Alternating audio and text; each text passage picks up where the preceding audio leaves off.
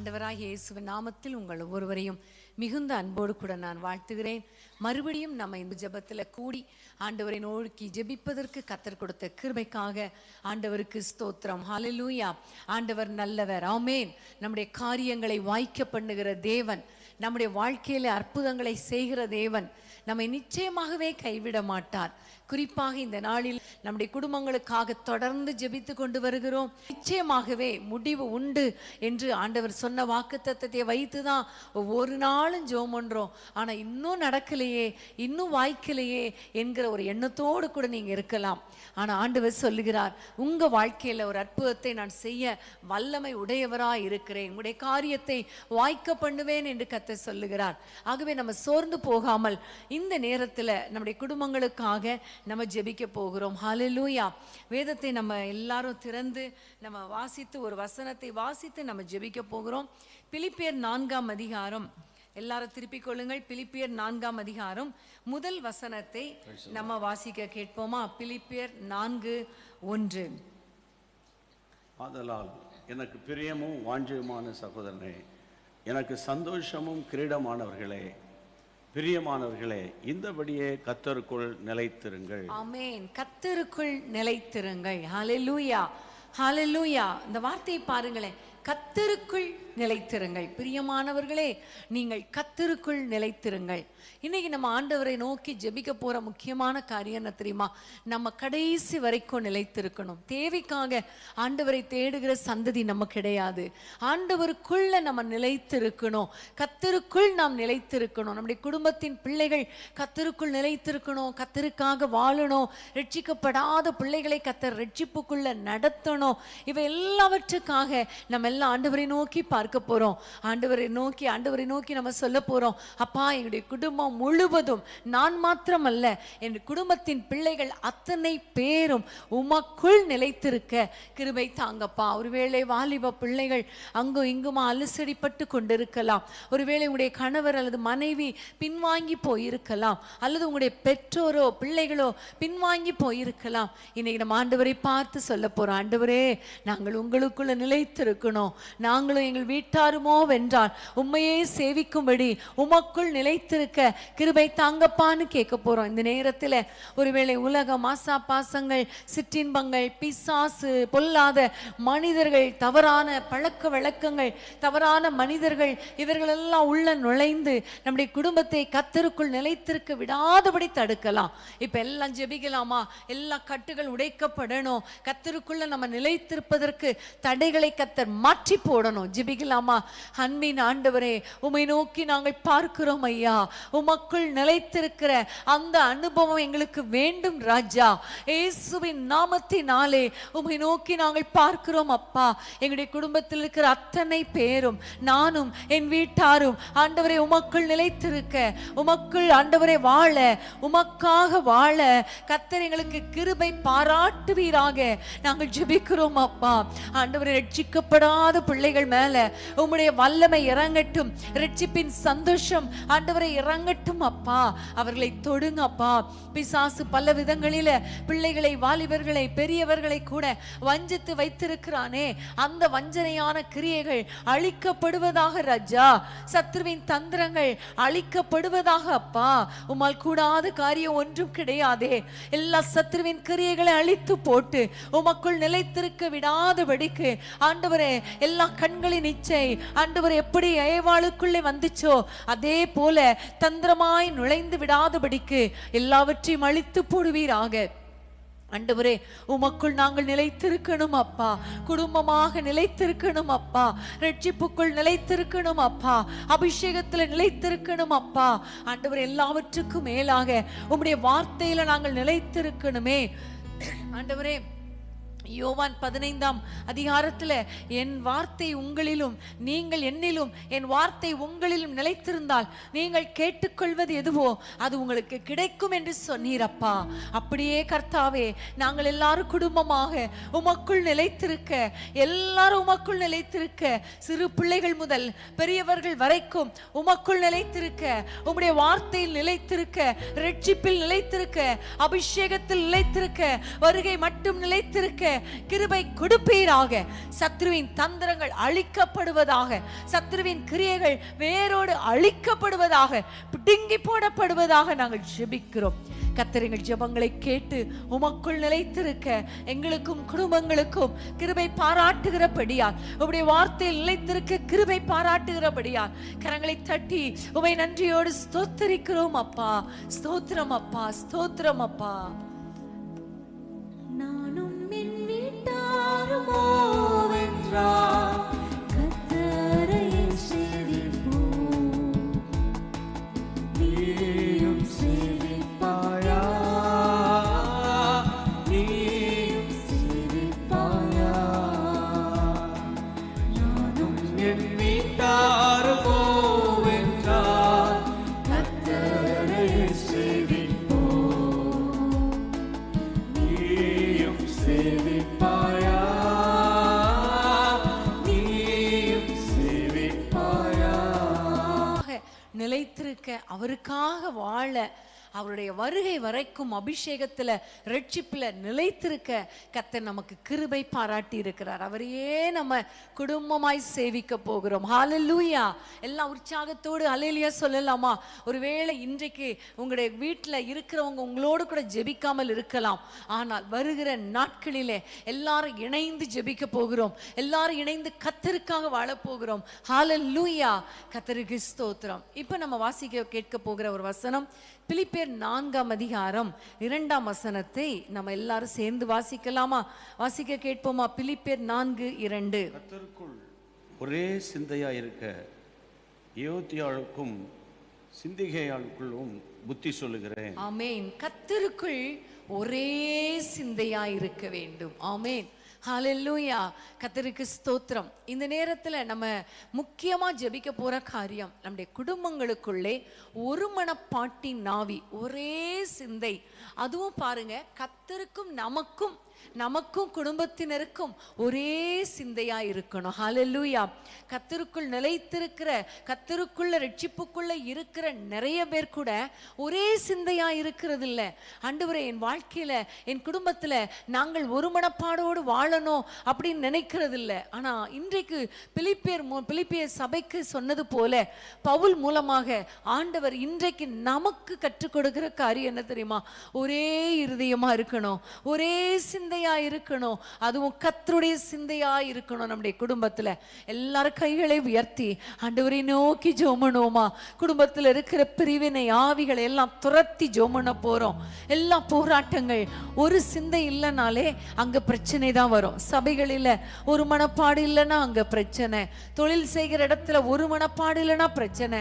அதே மாதிரி தான் குடும்பங்களுக்குள்ள ஒரே சிந்தை இல்லைன்னா அங்கு பிரச்சனை தான் வரும்.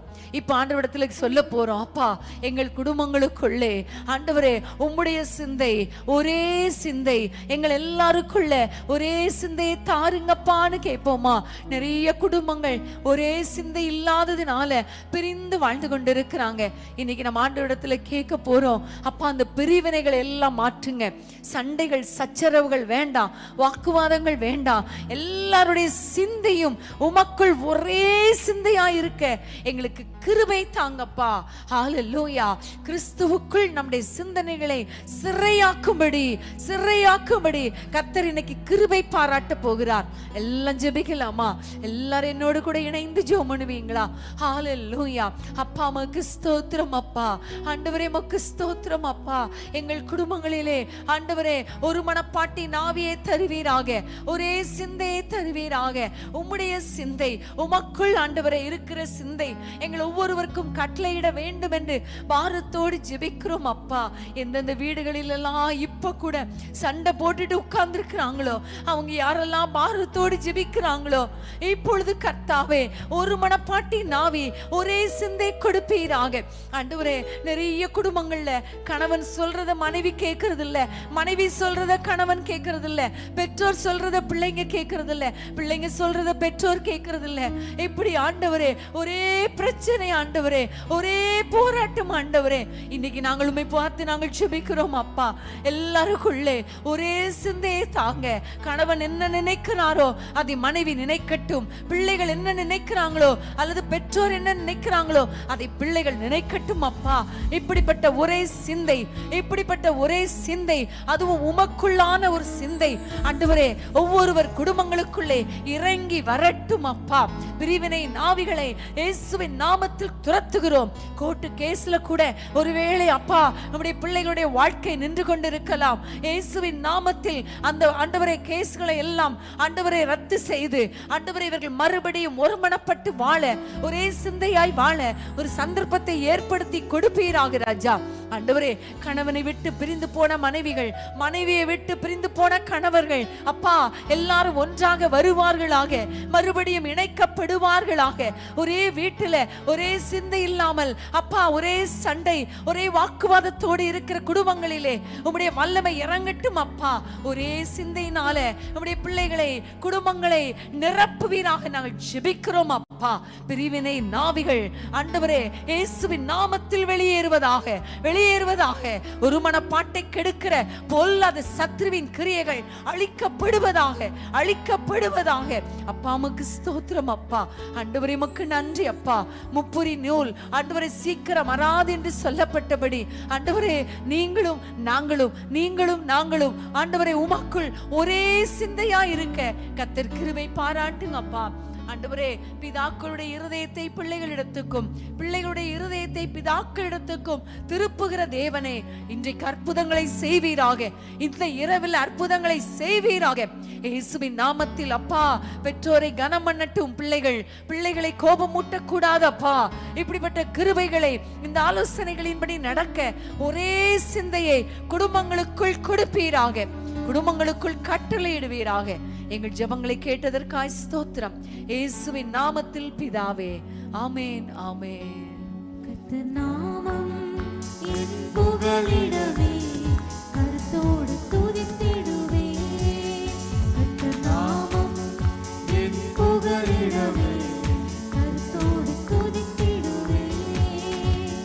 யெகோவா ஷாலோம், சமாதானம் தருகிறே. யெகோவா ஷாலோம், சமாதானம் தருகிறே. ஸ்தோத்திரமே அப்பா, ஸ்தோத்திரமே, ஸ்தோத்திரமே அப்பா, ஸ்தோத்திரமே. கர்த்தர் நாமம் என் புகழிடவே, கருத்தோடு துதித்திடுவே. கர்த்தர் நாமம் என் புகழிடவே, கருத்தோடு துதித்திடுவே. ஆமென், ஹல்லேலூயா. நம்முடைய குடும்பங்களுக்குள்ளே பாருங்களேன், இனி வருகிற நாட்களில ஒரே சிந்தையை கர்த்தர் கட்டளையிடுவார். ஆமென். வாக்குவாதங்கள், பிரச்சனைகள் வரும் பொழுது அந்நிய பாஷைகளை பேசி ஜெபம் பண்ணுங்க. ஏனென்றால் வேதம் சொல்லுகிறது, எங்கள் போராயுத மாம்சத்துக்குரியவைகள் அல்ல, அரண்களை நிர்மூலமாக்குவதற்கு தேவ பலமுள்ளதா இருக்கிறது. அதனாலே நாங்கள் கிறிஸ்துவுக்கு விரோதமாய் எழும்புகிற எல்லா வாக்குவாதங்கள், தர்க்கங்கள் எல்லாவற்றையும் அடக்கி எல்லார் சிந்தைகளையும் கிறிஸ்துவுக்குள் கீழ்ப்படிய பண்ணுகிறோம் என்று வசனம் சொல்லுகிறது அல்லவா. ஒவ்வொரு நாளும் ஆவியில நிரம்பி யுத்தம் பண்ணி ஆண்டவருக்குள்ள ஒரே சிந்தையை காத்துக்கொள்ள எங்கள் குடும்பத்தினருக்கு கிருபை தாங்கப்பான்னு கேளுங்க. ஏதாவது ஒரு பிரச்சனை வரும் பொழுது நீங்க ஆவியில நிரம்பி ஜெபம் பண்ணி அப்பா இறங்குங்க, இறங்குங்கன்னு சொல்லுங்க. நீங்க போய் சண்டை போடாதீங்க. கர்த்தர் ஒரு அற்புதத்தை செய்ய போகிறார். ஹல்லேலூயா, கர்த்தருக்கு ஸ்தோத்திரம். அடுத்ததாக நம்ம ஜெபிக்க போற காரியம் பிலிப்பியர் 4ஆம் அதிகாரம் 4ஆம் வசனத்தை வாசிக்க கேட்போமா? 4ஆம் வசனம்.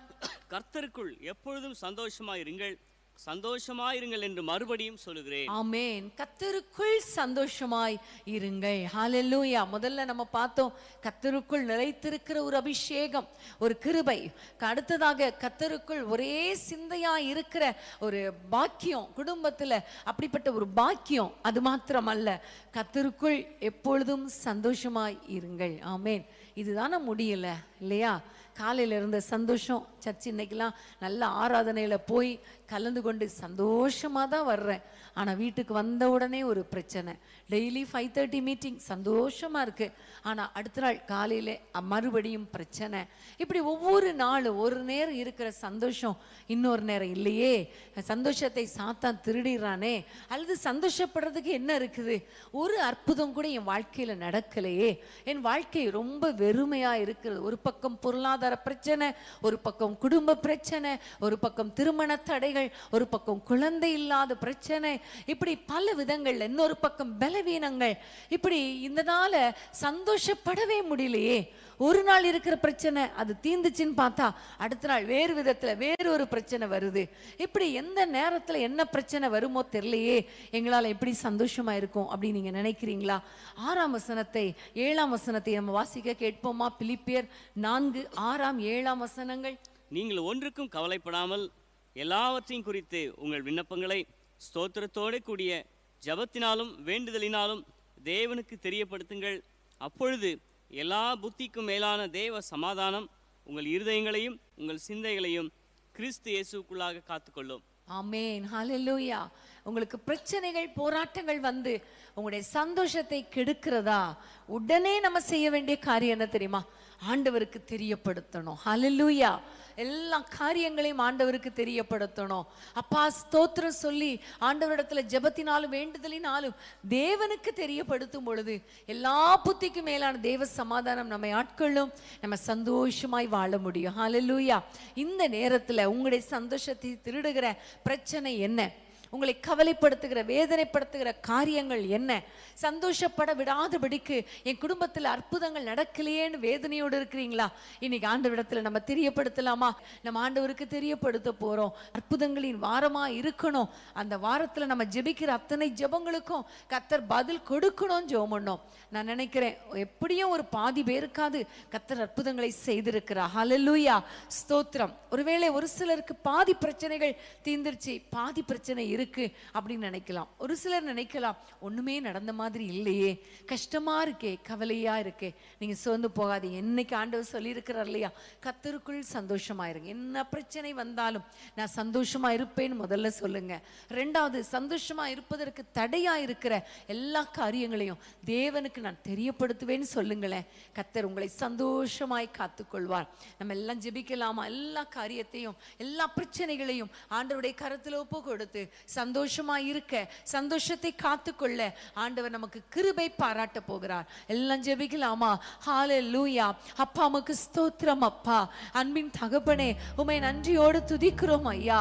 யார் யாரெல்லாம் இப்பொழுது சந்தோஷமா என்னால் இருக்க முடியலையே, என் பிரச்சனை தானே என் கண்களுக்கு முன்பாக வந்து நிற்கிறது, அது ஒரு மலை போல் இருக்கிறது என்று வேதனையோடு கூட இப்பொழுது உம்மை நோக்கி பார்க்கிறார்களோ, தங்கள் பிரச்சனைகளை உமக்கு தெரியப்படுத்துகிறார்களோ, இப்பொழுது உம்முடைய வல்லமை இறங்கட்டும் அப்பா. சந்தோஷத்தை கெடுக்கிற ஆவிகள், சமாதானத்தை கெடுக்கிற ஆவிகள் இயேசுவின் நாமத்தில் அழிக்கப்படுவதாக. எல்லா போராட்டங்கள் மாறட்டும் அப்பா.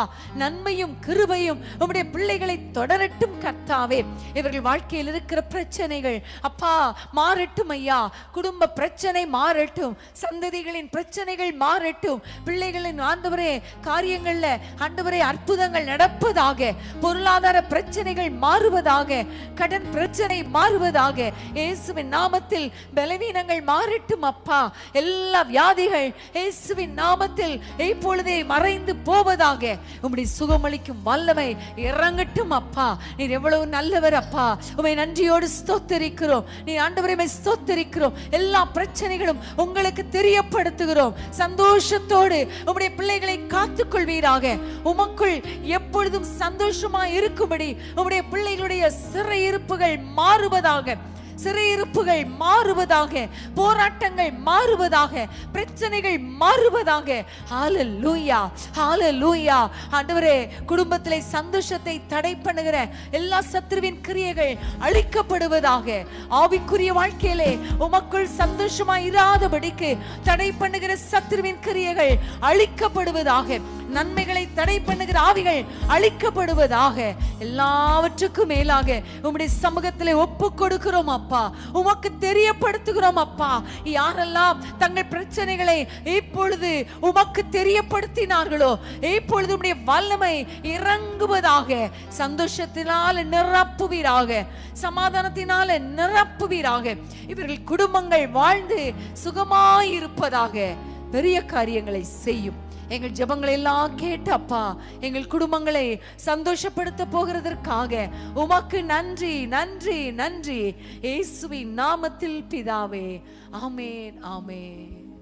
கவலையின் கட்டுகள் உடையட்டுமே, சந்தோஷத்தாலே நிரப்பிடுமே.